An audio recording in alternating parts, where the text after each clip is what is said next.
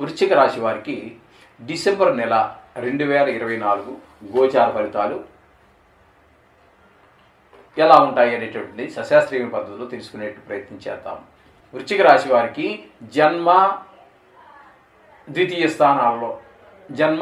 స్థానాల్లో సూర్య భగవానుడి యొక్క సంచారం జరుగుతోంది.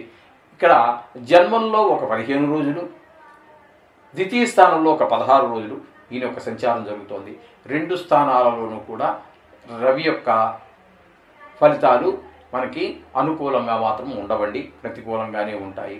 ఆరోగ్య విషయంలో కావచ్చు, ప్రవర్తన విషయంలో కావచ్చు, ధన విషయంలో కావచ్చు, మాట విషయంలో కావచ్చు, కుటుంబంలో కావచ్చు, ఈ 2 స్థానాలలోనూ కూడా ఈ రవి భగవానుడు మనకి ఈ విధమైనటువంటి అశుభ ఫలితాలను మాత్రమే మనకి కలగజేస్తూ ఉన్నాడు. ఇక జన్మల్లోనే బుధుని యొక్క సంచారం జరుగుతోంది.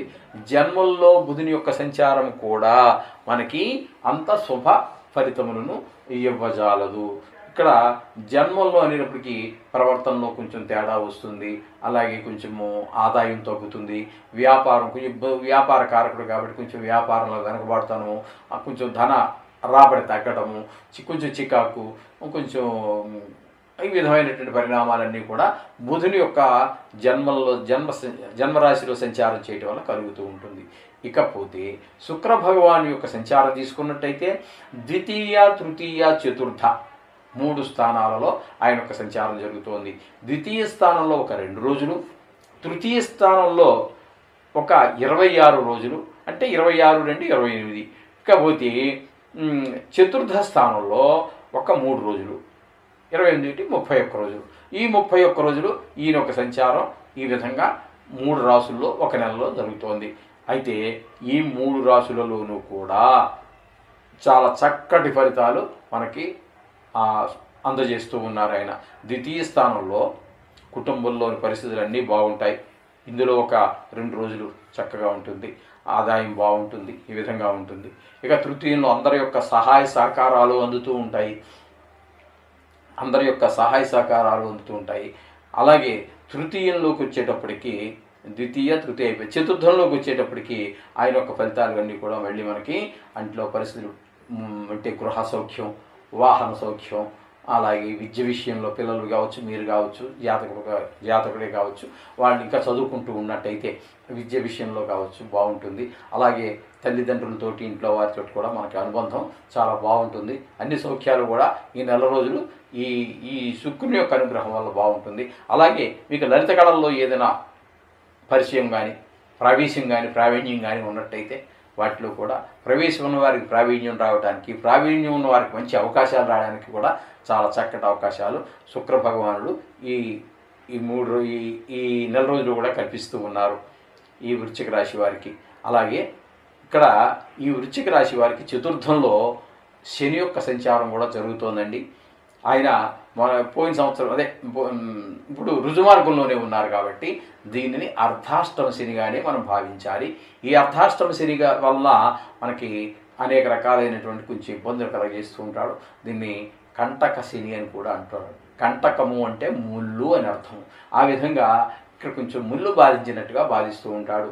కొంచెం ఇంట్లో పిల్లల విద్య విషయంలో కానివ్వండి, భూమి విషయంలో కానివ్వండి, గృహ విషయంలో కానివ్వండి, వాహన విషయంలో కానివ్వండి, తల్లిగారి ఆరోగ్య విషయంలో కానివ్వండి, లేకపోతే తల్లిగారి ఆరోగ్య విషయమే అక్కర్లేదు, తల్లిగారితో మనకు ఉన్నటువంటి అనుబంధంలో కొంతమంది తల్లితో పోట్లాడే వాళ్ళు కూడా కోట్ల మంది ఉన్నారండి. ఆశ కోసం కావచ్చు, లేదా పెళ్ళి భార్య అది తెల్లా పెళ్ళామా సినిమా అని అనుకున్నట్టుగాను, లేకపోతే తల్లి అంటే అల్లం, బెల్లం అంటే బెల్లం అని ఇట్లా అనుకునే వాళ్ళు ఉన్నారు. అటువంటి వాటిల్లో కొంచెం తల్లిదండ్రులు తల్లికి పిల్లలకి కూడా చాలా ఎడబాటు మధ్య ప్రపంచంలో మనం అనేక మందిని చూస్తున్నాం. అనేక మందిని ఇంకా కోడలకి అత్తకి పడకపోవటం, ఇది ఈ ఇంటి యజమానికి తలనొప్పి, ఇటువంటి విషయాలన్నింటిలో కూడా మనకి ఇక్కడ ఈ చతుర్థ స్థానంలో శని వలన కొంచెం కలిగేటటువంటి అవకాశాలు ఉన్నాయి, అసౌకర్యాలు కలిగే విషయాలు ఉన్నాయి. అంచేత ఈ విధమైన ప్రభావాలన్నీ కూడా శని చూపిస్తూ ఉంటాడు. ఇక పంచమంలో కనుక మనం తీసుకున్నట్టయితే రాహు యొక్క సంచారం జరుగుతోందండి. ఈ రాహు యొక్క సంచారం పంచమంలో ముఖ్యంగా పిల్లల మీద, మన చదువుకునేటువంటి పిల్లల మీద, వాళ్ళ మీద ఎక్కువ ప్రభావం చూపిస్తుంటుంది. చదువు మీద శ్రద్ధ తక్కువ, ఆటల మీద శ్రద్ధ ఎక్కువ, ఇంక బయటికి వెళ్ళి ఆ పిల్లలతో గొడవలు ఈ పిల్లలతో గొడవలు, ఏది లేదు ఏదో ఆడుకుంటూ ఉన్నాడు, వాడికి వాడు ఎక్కడో పడతాడు, దెబ్బ తగిలించుకుంటాడు. అది మనకి బాధే కదండి. పిల్లలు కొంచెం దెబ్బ తగిలింది, మళ్ళీ వాడిని హాస్పిటల్ తీసుకెళ్ళాలి, ఏదో కుట్లు వేయించడం, మందులు వేయించడం, ఇవన్నీ ఈ విధంగా మొత్తం మీద పిల్లల మీద ఈ యొక్క రాహు ప్రభావం పంచమ స్థానంలో ఉండటం వల్ల ఈ విధమైన దుష్పరిణామాలన్నీ కలుగుతూ ఉంటాయి. ఇకపోతే వృశ్చిక రాశి వారికి 6వ స్థానంలో గురువు యొక్క ఫలితాలే మనం చెప్పుకోవాలి. ఎందుకంటే సప్తమంలో వక్రించి ఉండటం చేత 6వ స్థానంలో గురువు యొక్క సంచారం ఏమాత్రము కూడా శుభ ఫలితాలు ఇవ్వజాలదండి. ఇక్కడ దానివల్ల మనకి జరిగే అవకాశం ఏ విధంగా ఉంటుందంటే కొంచెం రోగాలు, రుణాలు, శత్రువులు, కలహం ఈ విధంగా అన్నీ ఉంటూ ఉంటాయి. కొంచెం ఆదాయం తగ్గిపోయేటువంటి అవకాశం ఉంటుంది గురువు వలన. ఈ విధమైన ఫలితాలన్నీ కూడా మనకి గురువు 6వ స్థానంలో ఫలితాలుగా మనం చెప్పుకోవలసి ఉంటుంది. అలాగే మనకి గృహ సౌఖ్యం, వాహన సౌఖ్యం ఇత్యాదులన్నీ కూడా తగ్గిపెట్టి ఉంటాయి. కొంచెం పిల్లలతో కూడా కొంచెము ఇబ్బందికరమైన పరిస్థితులన్నీ ఏర్పడుతూ ఉంటాయి. ఈ విధమైన ఫలితాలన్నీ గురువు వల్ల జరుగుతూ ఉంటాయి.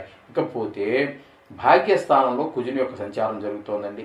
భాగ్యస్థానంలో కుజుని యొక్క సంచారం కూడా మనకి అంత శుభమైనటువంటి ఫలితాలను ఇవ్వజాలదు. అలాగే ఇక్కడ కూడా మనకి కొంచెం వాహన సౌఖ్యం తక్కువగా ఉండటము, అలాగే కొన్ని ఇబ్బందికరమైన పరిస్థితులు, అంటే మన గృహ సౌఖ్యం, వాహన సౌఖ్యం ఇవన్నీ అనుకుంటున్నాం కదా, ఈ సౌఖ్యాలు ఎందుకునో మన అనుభవంలోకి రావు. అన్నీ ఉన్నాయి, మీకు గృహం ఉంటుంది, ఇల్లు ఉంటుంది, వాహనాలు ఉంటాయి, అన్నీ ఉన్నాయి, ఎవ్రీథింగ్. కానీ వాటి సౌఖ్యాన్ని మాత్రం మనం పొందలేకపోతూ ఉంటాం. ఈ విధమైన పరిస్థితులన్నీ కుజుడు 9వ స్థానంలో ఉండటం వల్ల జరుగుతూ ఉంటుంది. ఇకపోతే కేతువు ఏకాదశ స్థానంలో ఉన్నారు. చాలా చక్కటి ఫలితాలన్నీ కూడా కేతువు మనకి మనకి అంటే ఇక్కడ వృశ్చిక రాశి వారికి అందజేస్తూ ఉన్నారు. ఆయన ఏంటంటే అక్కడ మనకి కొంచెం ధనాదాయం బాగుండటం, అందరూ సహకరించటము, అలాగే ధనార్జన బాగుండటం, వ్యవహార శైలి అంతా కూడా చాలా అద్భుతమైనటువంటి వ్యవహార శైలి మనం ప్రదర్శించగలగటము, ఈ విధమైనటువంటి అన్నీ కూడా మనకి 11వ స్థానంలో కేతు వల్ల మనకి లభిస్తూ ఉన్నాయి. ఈ విధమైన ఫలితాలన్నీ కూడా మనం వృశ్చిక రాశి వారికి చెప్పుకోవచ్చు. అలాగే ఈ నవగ్రహాలకు సంబంధించి ఏదో ఒక గ్రహాన్ని చేయమని చెప్పటం నా ఉద్దేశం కాదండి. ఎందుకంటే ఈ గ్రహాన్ని కేవలం మనం చేయమని చెబితే ఏమవుతుంది అంటే ఈ గోచారానికి ఈ నెలకి సంబంధించే కాదండి. ప్రతి మానవుడు కూడా 24 గంటలు కూడా మొత్తం ఈ విధంగా జీవితకాలం, సంవత్సరాలు, వీటి జీవితకాలం అంతా కూడా నవగ్రహాలకు లోబడే ఉంటాడు. మనం అంతర్దశ, ప్రత్యంతర్దశ, విదశ, సూక్ష్మదశ, ప్రాణదశ, ఇక్కడికి వస్తే గోచారము, ఇలా ఉచ్చ, నీచ, అనేక రకాలైనటువంటి ఉన్నాయి ఇందులో. నీచ, అందులో అతి నీచ, ఉచ్చ, అతి ఉచ్చ, ఇలాంటివి ఎన్నో ఉన్నాయి. ఇవన్నిట్లో కూడా మనకి ఇప్పుడు ఎలా ఉంటుందంటే మహాదశ యోగించకపోయినా అంతర్దశలో యోగించగలగవచ్చు ఆయన. ఎందుకంటే మహాదశానాథు నుంచి అంతర్దశానాథు ఆ లెక్కలన్నీ వేరుగా ఉన్నాయి కాబట్టి మహాదశలో రాణించినటువంటి గ్రహం కూడా అంతర్దశలో రాణించవచ్చు. అంతర్దశ మహాదశలో రాణించినటువంటి గ్రహం ప్రత్యంతర్దశలో మనకి రాణించవచ్చు, లేదా ద్రోహం చేయవచ్చు, అపకారం చేయవచ్చు. ఈ విధంగా ఒక దగ్గర ఉపయోగపడినటువంటి గ్రహం మరొక దగ్గర ఉపయోగపడవచ్చు. అందుచేత మనకి ఇవన్నీ సంకల్పాలు వస్తూ ఉంటాయి. ఇవన్నీ గమనించినట్టయితే ఈ సంకల్పం చెప్పుకుంటాం కదా పూజలు చేసేటప్పుడు, వాటిలో వస్తుంటాయి. ఈ విధంగా సూచిత, ఆగామి ఇవన్నీ వస్తుంటాయి. అందుచేత అదే కాకుండా లగ్నాంత కాలంలో ఉంటాయి. 2 గంటలకు ఒక్కసారి గ్రహం మారిపోతుంది. లగ్నాంత కాలాల దగ్గరికి వచ్చేటప్పటికి 2 గంటలకు ఒకసారి మారిపోతుంది. అంటే రోజు మీద 12 లగ్నాలు మారుతాయి. అంటే అన్ని గంటలు కూడా ఆ 2 గంటలు వీళ్ళ యొక్క ఆధిపత్యంలో జరుగుతూ ఉంటుంది. అందుచేత ఏదో ఒక గ్రహాన్ని చేస్తే ఇప్పుడు చెప్పుకుంటున్నటువంటి ఈ గోచారానికి సంబంధించి ఈ నెలకు సంబంధించే మనకి పనిచేస్తుంది. ఇప్పుడు నేను చెప్పినటువంటి విధానం ఏదైతే ఉన్నదో ప్రతిరోజు చేసుకోండి, తప్పకుండా చేసుకోండి. అది ఉదయం కావచ్చు, మధ్యాహ్నం కావచ్చు, సాయంత్రం ఏదైనా సరే ఎప్పుడైనా చేసినట్టే మీ జీవితం మొత్తానికి ఉపయోగపడుతుంది. దీన్ని మొత్తం ఆర్గనైజ్ చేసేటటువంటి వాడు, మీ జీవితాన్ని నడిపించేటటువంటి వాడు, మీకు ఇక్కడ ఏదైతే రాశాడో దాన్ని అమలు చేసేటటువంటివి నవగ్రహాలే. కాబట్టి ఇది చేసుకోండి.